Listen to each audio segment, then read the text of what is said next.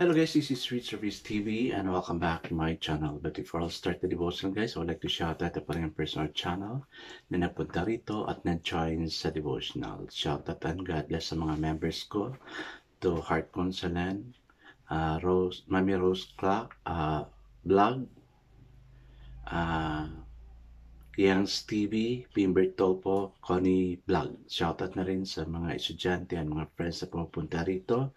Shoutout kay Friends Shendol, Blessary Chavez, Ben Lawrence Chonko, Micaela Lazaro, Nathaniel Abilia, Mary Jane Esparis, Ashley Moreno, Trixie Claire, Leah Alcolar, Alvi Jean Walo, Alan Liagas, Kim Sari Incason, Neil Bisnar, Samantha Camille, Kyle Dawajas, Hilia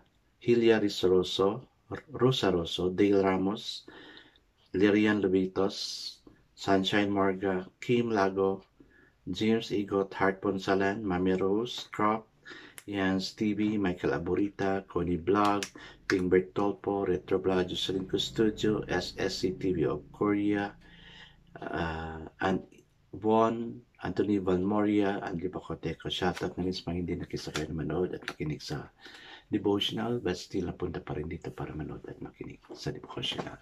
God bless us all, guys.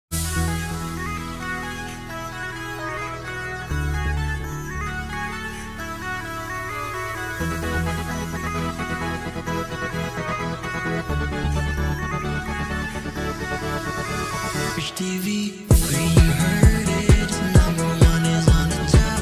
Good advice is they'll never stop. Rich TV, where you heard it, number one is on the top.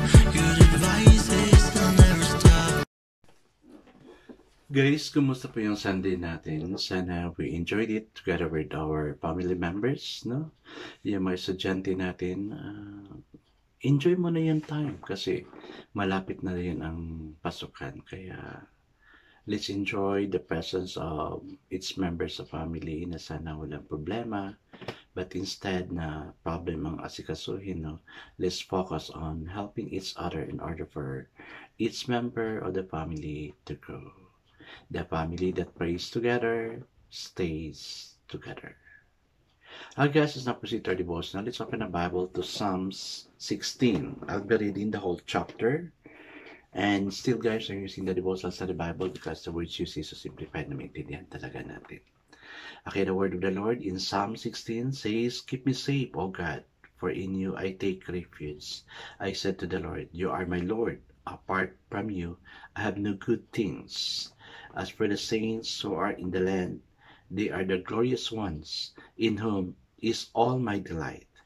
The sorrow of those will increase who run after other gods." Sorry. "I will not pour out their libations of blood, but take up their names on my lips. Lord, you have assigned me my portion and my cup. You have made my lot secure. The boundary lines have fallen for me in pleasant places. Surely I have delightful inheritance. I will praise the Lord who counsels me. Even at night my heart instructs me. I have set the Lord always before me, because he is at my right hand. I will not be shaken. Therefore my heart is glad, and my tongue rejoices. My body also will rest secure, because you will not abandon me to the grave. Nor will you let your Holy One see decay. You have made known to me the path of life. You will fill me with joy in your presence, with eternal pleasures at your head." Amen and amen. Hi guys, let's now pray. Father God, it's so nice to be with you because we'll be enjoying your presence in us. We will enjoy the protection you're going to give us. We will enjoy the wisdom, knowledge, understanding you're going to give us. We will enjoy the healing or the avoidance of any kinds of infirmities. Father God, like David, teach us to always go near you, na hindi kami makakawala sa iyo, but instead, kakapit talaga kami sa inyo, God. Because in this world, O Lord God, there's a lot of problem.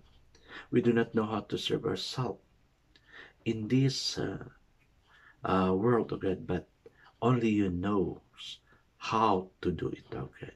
You are our Savior, oh God. And I pray for your salvation to be upon us, Lord. Lord, kahirapan is always there. That's why teach us, O Lord God, na makaahon kami sa kahirapan, O God.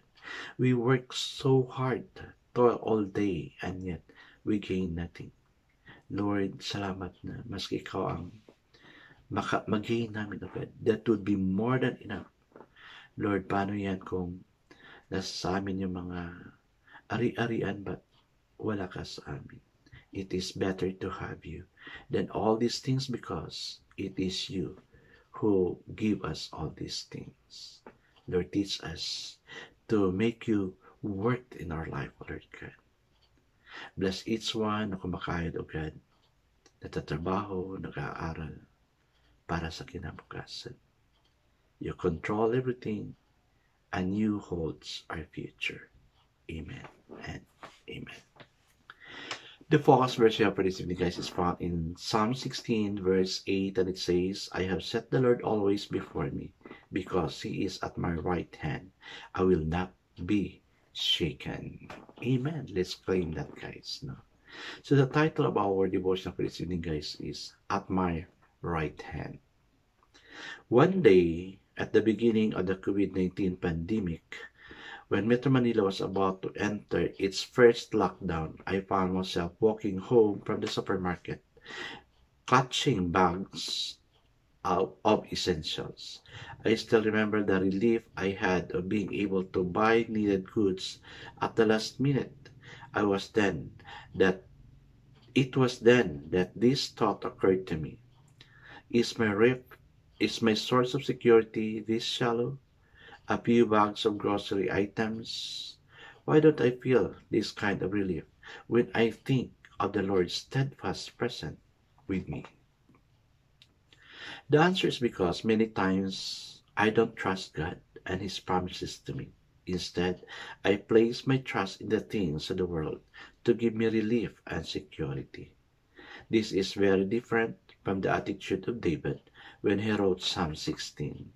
He was in the midst of trouble and distress, but his choice to trust God as his security gave him peace. David declared that he'd keep his focus on the Lord. He knew that with him at his right hand, he wouldn't be shaken. He wouldn't be shaken.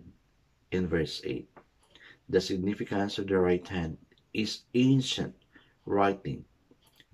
In ancient writing is that it means one's ultimate strength and security. David didn't rely on his own limited strength to sustain him through difficulty. He relied on God. God is our ultimate safety and refuge. So binasa natin sa verse 1. With Him by our side, we can always rest secure. Amen and amen. Right hand kasi nga, most people are right-handed and right hand has parang mas may force siya kaysa left hand, no? Kaya guys, no, like David and then the author, let's not rely on what we have. Gaano man tayo kayaman, gaano kadami yung ari-arian natin. Hindi rin sa atin yan. That is only, borrowed from God, no? Like King Solomon, siya yung pinaka-rich na hari sa buong mundo, no? Dami niyang asawa pero namatay siya, may nadala ba siya? Yung uncle ko, dami lang ari-arian, pero nung namatay sila, wala silang nadala. Kaya namana ko yung part of the ari-arian sa kanya, no? So let's not boast of what we have. Yes, no, it's not us who purchase that thing, but it is through God sa tulong niya. Kaya let's not grab what belongs to God, because everything we have comes from God. It is the answer of our prayer. Kasi nga, nag-desire ka na, di ba? Yung nasa isip mo is also a prayer. Yung desire sa heart mo is also a prayer. Nakita ni Lord na need mo yun, kaya binigay niya. It's not by yourself that you acquire it, but it is God's desire na binigay niya sa iyo. Kaya guys, no, yung sinasabi ko, delight yourself to the Lord and He will give you the desires of your heart. Paano ka naman bibigyan ni Lord? Pray ka ng pray dyan. Wala ka namang wala ka namang relationship, wala ka namang ginagawa para kay Lord. Prayer is not enough. Reading the Bible is knowing more about God. Yes, we need to know more about God. Intensely, naggaling sa puso natin. Sana guys, we will learn. Kasi, we dream to be with God someday when we die. Oo nga, the whole world knows about you, but the Lord will deny you. Hindi kita kilala. And how will you deal with that?